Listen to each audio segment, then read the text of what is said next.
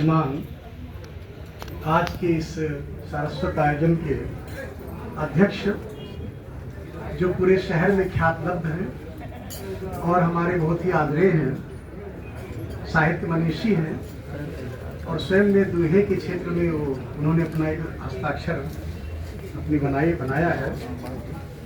बड़ी विनम्रता से मैं श्रद्धेय डॉक्टर दिनेश अवस्थी जी को प्रणाम करते हुए और विशिष्ट अतिथि एडीजी श्री आशुतोष कुमार जी, डॉक्टर अमिता दुबे जी जो बहुत ही विद्या व्यसनी भी हैं और बहुत विनयी हैं,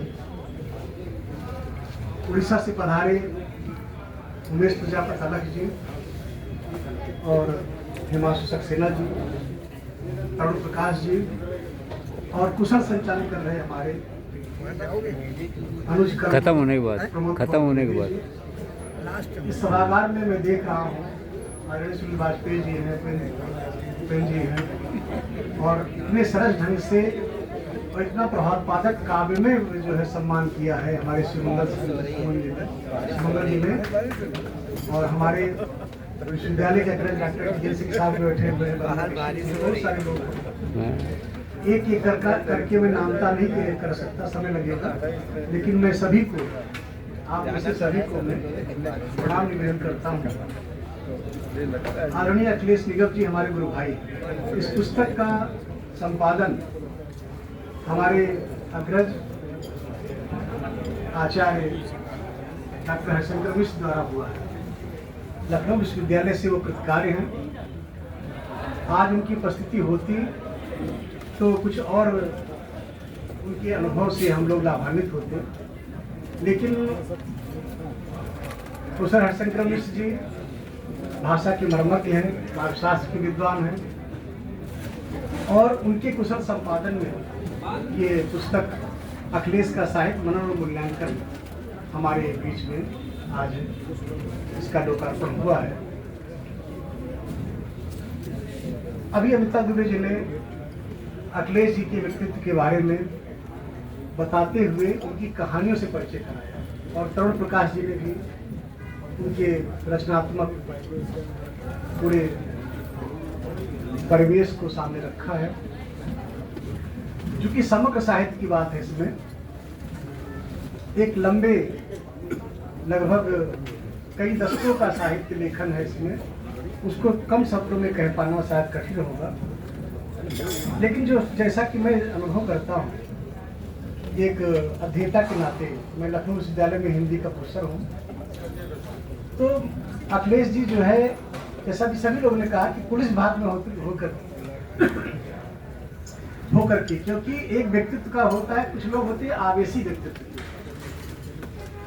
आवेश में छोटी छोटी बात में आवेश हो जाना, जो कि पुलिस विभाग में स्वाभाविक है, लेकिन वो आवेशी नहीं समावेशी हैं और ऐसा मैंने उनको अनुभव किया है। कई दशकों से मैंने देखा, वो हमारे गुरु भाई भी हैं, उन्होंने विश्वविद्यालय से पीएचडी किया है, तो मैं अनुभव कर रहा था कि अखिलेश जी एक तरफ प्रशासन है, इनको राष्ट्रपति से अवार्ड मिल रहे हैं, गैलेंट्री अवार्ड मिल रहे हैं, शौर्य पुरस्कार और तमाम पुरस्कार पदक प्राप्त करते हैं और अभी डीजी साहब ने उनकी भूरिशा प्रशंसा की कि वो वहाँ पर भी जो है किस प्रकार से कर्तव्यपरायण कर्तव्यनिष्ठ है और सतत रूप से यहाँ लेखन कर रहे हैं।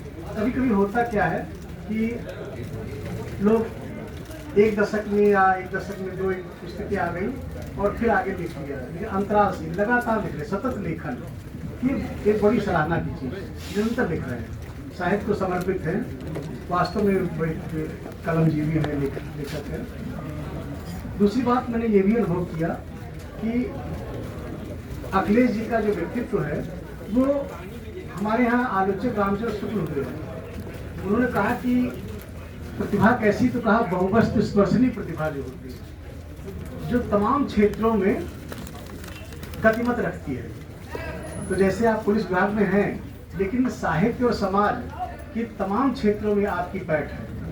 मैं इनको पढ़ रहा था तो दक्षिण भारत में कर्नाटक में एक मैडम सरोज जी, डॉक्टर सरोज जी, वो कन्नड़ की हैं और कई दशकों से लेखन कर रहे हैं। उनको ये राखी बंध भाई उनके और तो राखी बांध आपको तो उन्होंने जो है इसका जो है अनुवाद भी किया है।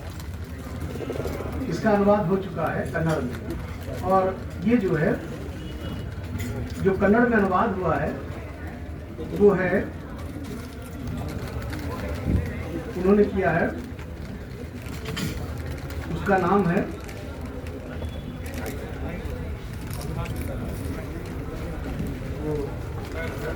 हाँ कुसरवल्ली नाम से। तो मैं कह रहा था कि इतनी जल्दी जो है ख्यात मिल रही है। और दूसरी बात, अभी उड़ीसा से आए प्रजापति पर बात करेंगे कि जो साहित्य संस्था इन्होंने स्थापित की है वो अभी जो है वास्तव में बहुत आगे क्रांति करने वाली है। हिंदी साहित्य का इतिहास जो है एक नई टर्निंग पॉइंट पर एक नया मोड़ लेने वाला है। हम लोग दैनिक जीवन में पढ़ाते हैं हिंदी साहित्य इतिहास को, और आधुनिक काल के बाद छोटे छोटे कालखंड आ गए। उन छोटे कालखंडों के बाद आज की सदी का साहित्य के नामकरण की बात है, और उसको लेकर के आप बराबर चिंता कर रहे हैं कि कैसे जो है हम उसको नामकरण दें। तो तमाम अभी तक जो इतिहास के ग्रंथ हम लोग पढ़ते आए हैं इतिहास में, उनके सामने भी एक ये चिंता का विषय उन्होंने अनुभव किया और कहा कि हम उसको सामने रखेंगे। इस सभागार में और इस लखनऊ में प्रशासन से क्षेत्र में जुड़े हुए बहुत सारे ऐसे नाम हैं जिन्होंने प्रशासन में रह करके साहित्य रचना की है, जैसे अखिलेश जी कर रहे हैं। मैं याद कर रहा हूँ श्रीलाल शुक्ल जी को, जिन्होंने राजदरबारी लिखी, वो IAS थे, प्रमोट होकर के IAS बने, और पूरे भारतवर्ष में उनको पढ़ाया जाता है। विनोद चंद्र पांडे ने आप पर एक लेख लिखा, वो भी IAS रहे, हिंदी संस्थान में निदेशक रहे। ऐसे जय प्रकाश सिन्हा भी एक IAS थे, जो यहाँ हिंदी संस्थान में उन्होंने एक कृति लिखी थी, कथा एक कंस।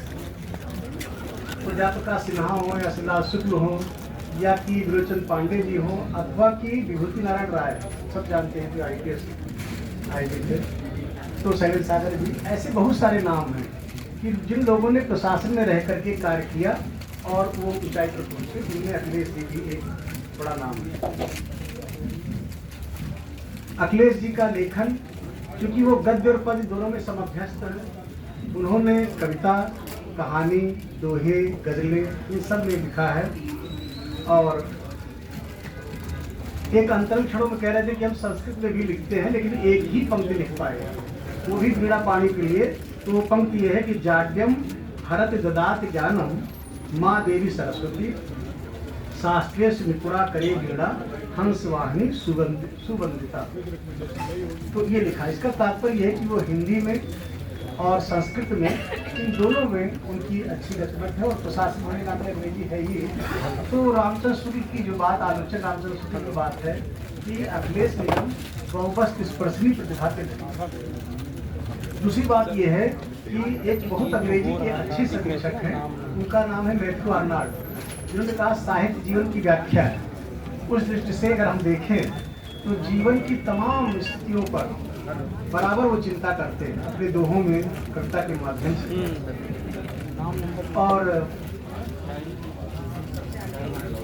अब आज देखें कि वास्तव में की सदी जो है, एक तरफ हमारा भौतिक विकास हो रहा है, भौतिकता की ओर हम जा रहे हैं, बुलेट ट्रेन भारत में आने वाली चीन की तरह। सामरिक क्षेत्र में हमारा कोई सानी नहीं, लेकिन और भौतिक क्षेत्र में भी हमारा विकास बहुत तेजी से हो रहा है। लेकिन जब एक समाजशास्त्री चिंतक सोचता है कि वह भारतवर्ष जिसके लिए पूरी दुनिया में जाना जाता है, मूल्यों का देश, संस्कृति का देश, परंपरा का देश और ऋषियों मुनियों के चिंतन का देश, तो एक तरफ हम ये देखते हैं, दूसरी ओर धीरे धीरे ये देखते हैं हमारे चारों तरफ का वातावरण जो है वो असहज है। इस असहज वातावरण में थोड़ी थोड़ी सी बात पर लोग जो है वो सहिष्णुता छोड़ देते हैं। सहिष्णुता के लिए आप देखेंगे कि साहित्य में तमाम विद्वानों ने, आचार्य हर्षवर्धन द्विवेदी ने सहिष्णुता को लेकर के बहुत लिखा। साहित्यकार मूलतः सहिष्णु होता है, वो क्षमावान होता है।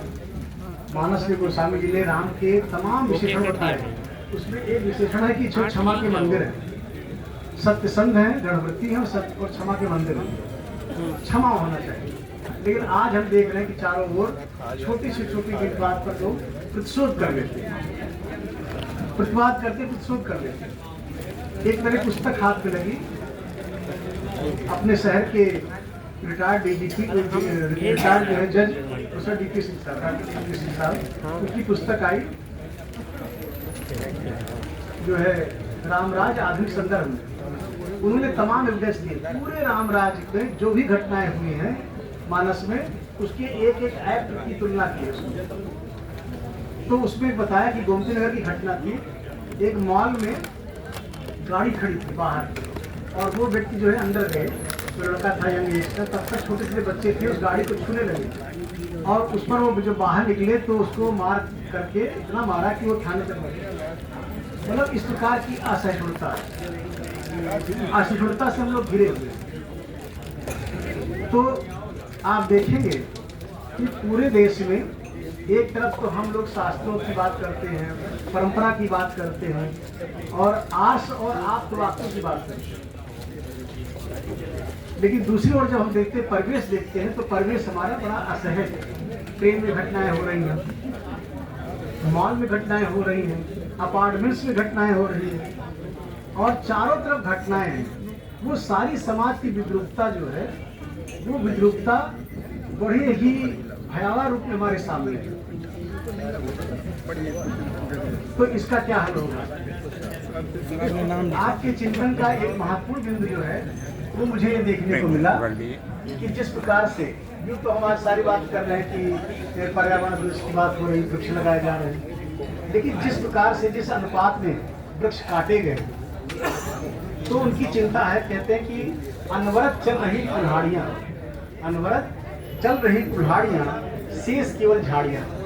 हमने क्या किया कि बड़े बड़े बरगद तो काट दिए, नीम काट दिए, लेकिन बोनसाई कल्चर आ गया, गमलों में सिमट गया है। तो ये जो बोनसाई कल्चर है वो कहाँ हमें ले जाएगा? क्या उससे हमें आगे की पीढ़ी को फर्नीचर या ईंधन मिल पाएगा? ये जो कहते हैं ना कि आपदा के समय तो हमारा बैकअप होना चाहिए, वो बैकअप क्या हम जुटा पा रहे हैं? ये जो आज की मॉडर्निटी है, आज की उत्तराधुनिकता है, इस उत्तराधुनिकता से क्या हम कहीं कोई जो है एक स्थायी प्राप्त कर सकते हैं? शायद नहीं। तो उनकी एक कविता है उत्तर देगा कौन, तो इसमें भी उन्होंने तमाम प्रकार की शास्त्रीय कहानी की। तो गद्य और पद्य दोनों में काव्यखंड में लिखते हैं कि सड़क पर बहते हुए खून ने किया एक प्रश्न। आप लोग थोड़ा सा जलपान भी लेते रहेंगे, ध्यान दें। सड़क पर बहते हुए खून ने किया एक प्रश्न, जरा बताओ मेरा धर्म। सभी हो गए मौन, उत्तर देगा कौन? हाँ, उत्तर देगा कौन? ये काव्यखंड उनका है, उत्तर देगा कौन। ये तमाम प्रकार के प्रश्न जो है उत्तर मांग रहे हैं।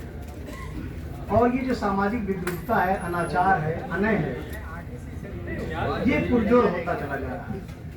एक तरफ हम कहते हैं कि भारतवर्ष जिस पर हम इतराते हैं और जिसके लिए हम तमाम उदाहरण देते हैं विश्व के सामने, ऐसा नहीं है कि अंतर्विरोध भारतवर्ष में नहीं रहा, अंतर्विरोध के भी तमाम उदाहरण मिलते हैं, ऐसा नहीं है, अंतर्विरोध के भी उदाहरण मिलेंगे यहाँ।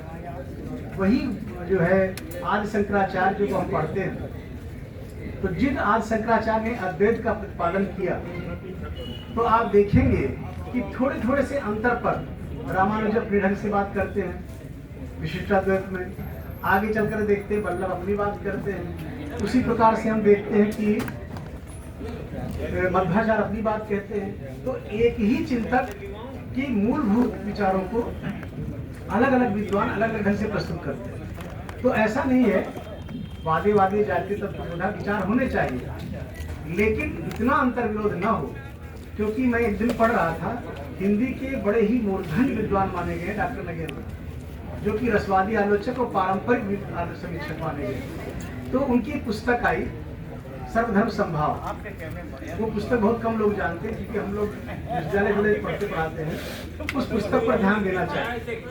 तब जब मैं पुस्तक से रिलेट करके अखिलेश निगम के कार्य को आकलन करता हूँ, तो मुझे लगता है कि ये कार्य बड़ा ही पूर्ण कार्य होगा और ये बड़ा दूरगामी चिंतन है। उन्होंने कहा कि अंतर्विरोध भारतवर्ष में नहीं, जैसे शैव और वैष्णव में भी एक समय अंतर था, तो वीर शैव और वीर वैष्णव में आपस में नहीं बनते, तो इतना विरोध हो गया था, एक समय ऐसा था कि एक दूसरे को देखना नहीं पसंद करते। तो सचेत कहते हैं, सचेत माने वस्त्र सहित। वो नहा करके जो है स्नान करके दूसरे को देखते थे कि सामने कहीं वीर स्वर्ण मिल जाए, और वीर वैष्णव कहता था वो न मिल जाए। बाद में लोगों ने कहा कि इससे तो भारत में पट जाएगा। तब उन्होंने दक्षिण में एक आंदोलन चला, वो था चुसू कडू। एक चटाई पर सब बैठने लगे और सब काम लोग समन्वय बना रहे। आचार्य हरिप्रसाद द्विवेदी ने लिखा कि समन्वय की विराट चेष्टा करने वाला व्यक्ति ही भारत की अग्रगामिता करेगा। अगर हमें भारत को आगे ले जाना है, उसको अग्रगामी बनाना है, आगे ले जाना है, तो हमें समन्वय करना पड़ेगा। तो ये जो समन्वय है या समावेशी तत्व है, ये बहुत मूलभूत चिंतन है। और हम ये देख रहे थे कि 21वीं सदी जो हमारे, जिसमें हम लोग जी रहे हैं, तीसरा दशक पूरा होने को है, 2026 चल रहा है। ऐसे में हिंदी साहित्य का इतिहास जो आपके सामने देखें कि भारतेंद्र और द्विवेदी जो छायावाद, प्रगतिवाद, प्रयोगवाद आया, फिर नए नए आंदोलन आ गए। कविता के क्षेत्र में, कहानी के क्षेत्र में, उपन्यास के क्षेत्र में, नाटकों के क्षेत्र में कहानी आई, सक्रिय कहानी आई, ऐसे करके कहीं आंदोलन आए। कविता के आंदोलन आए, पूरी कविता विश्वविद्यालय कविता हंगामा। लेकिन आज 21 सदी में हम क्या नाम दें?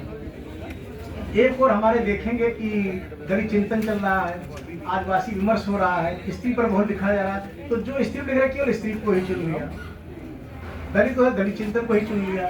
ये सारे विमर्श तो महत्वपूर्ण हैं, ऐसा अखिलेश जी भी मानते हैं, इनका आदर करना चाहिए। लेकिन अगर हर व्यक्ति एकांतिक और एकांगी हो जाएगा तो भारतवर्ष के जो और चिंतन सरणियां हैं और जो विचार बिंदु है वो छूट जाएंगे।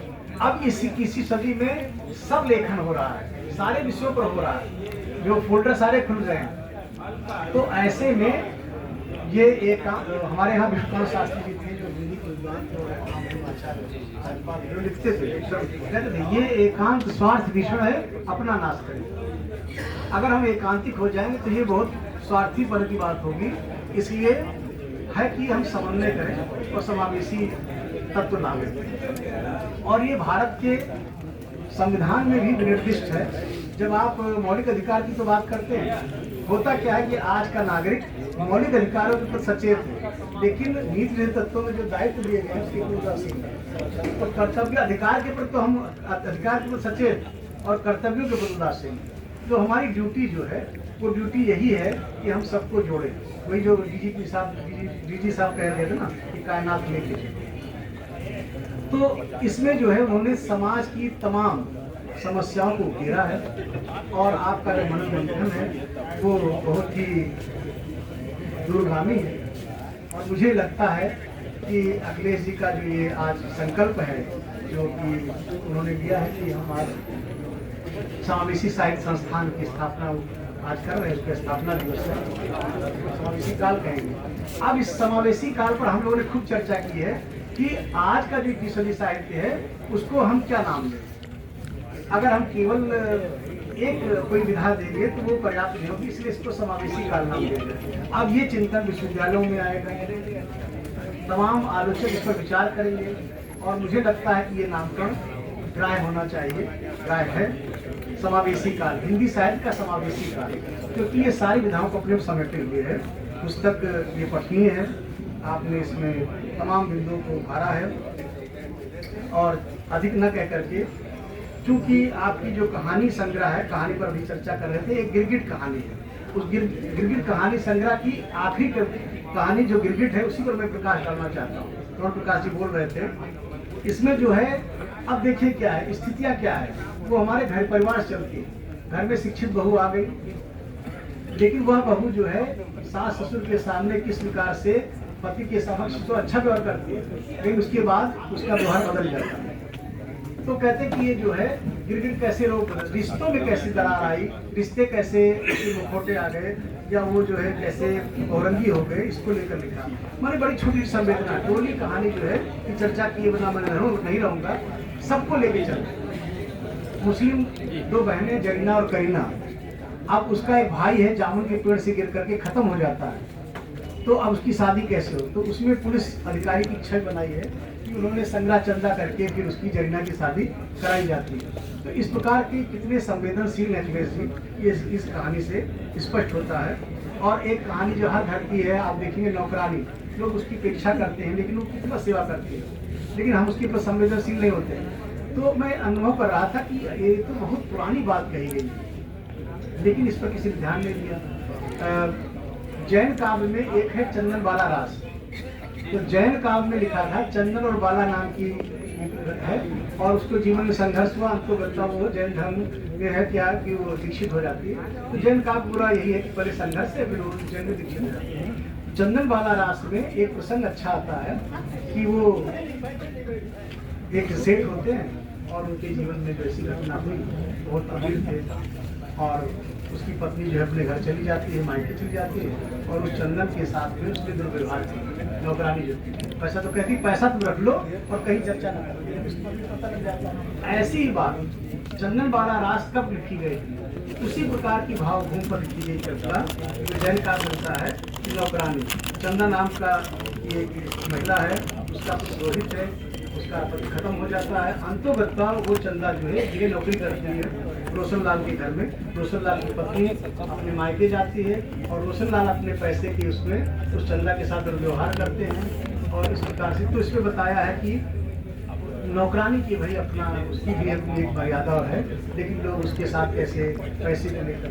तो कुल मिलाकर के चाहे वो डोली कहानी हो, नौकरानी कहानी हो या कि गिरगिट कहानी हो, इस प्रकार कहानियाँ छोटे छोटे जीवन प्रसंगों को लेकर इसमें मर्म है। तो बड़े मर्मी विद्वान है अखिलेश जी, और उन्होंने इन प्रसंगों को छुआ, इससे उनकी सहृदयता, उनकी संवेदनशीलता उजागर होती। और ये जो उनका संकल्प लेकर चले हैं कि हम समावेशी काल, हिंदी साहित्य के काल को 21वीं सदी को नाम देंगे, इससे वास्तव में तमाम प्रकार के विवादों का निर्मूलन हो जाएगा। और इसमें अभी इस पर हम लोग चर्चा विश्वविद्यालय स्तर पर जरूर करेंगे, वो छात्रों में करेंगे कि अखिलेश निगम का ये उनकी जो संकल्पना है कि हिंदी साहित्य के इतिहास का जो 21वीं सदी का क्या नाम दिया जाए। अभी तक जो नाम हुए वो एकांगी, वो एक एक प्रवृत्तियों का ही प्रतिनिधित्व करते हैं, लेकिन वो नामकरण पर्याप्त नहीं है, क्योंकि ये हमारा जो है बहुविषयी समाज है, बहुल संस्कृति है, बहुभाषा है, और हर वर्ग और हर समाज की अपनी अपनी चिंताएं हैं जिन पर लिखा जा रहा है। तो क्यों ना हम इसको समावेशी काल कहें। और इस प्रकार से अखिलेश का साहित्य मनन और मूल्यांकन ये जो है बड़ा समीचीन है, और जितना वो साहित्य के प्रति संवेदनशील उतना ही समाज के प्रति। मैं पंत की कविता के माध्यम से कहना चाहता हूँ कि वास्तव में देखते हैं कि बड़े बड़े महानगरों में ऊंची अट्टालिकाएं हैं, माल है, फव्वारे हैं, तरताल है, इस प्रकार की स्थितियाँ, और एक तरफ धूल गरीबी है और समस्याएं बढ़ती चली जा रही हैं। तो इस प्रकार से तो उन्होंने ये कहा, पंत जी की कविता से समाप्त करता हूँ, तो कहा कि उन्होंने कि जग पीड़ित है अति दुख से, जग पीड़ित है अति दुख से, जग पीड़ित रे अति सुख से, मानो जग में बढ़ जाए अति दुख से सुख दुख से। तो सुख दुख सबको थोड़ा मिले, ये नहीं कि एकांगी हो जाए, तो अमीर हो जाए, तो गरीब हो जाए। तो समन्वय समावेशिता एक व्यापक संकल्पना है जो साहित्य समाज के प्रति हर मानव को कर्तव्य के लिए प्रेरित करती है, और हिंदी साहित्य इतिहास का कालखंड समावेशी काल बने, इसके लिए हम लोग शुभकामना देते हैं।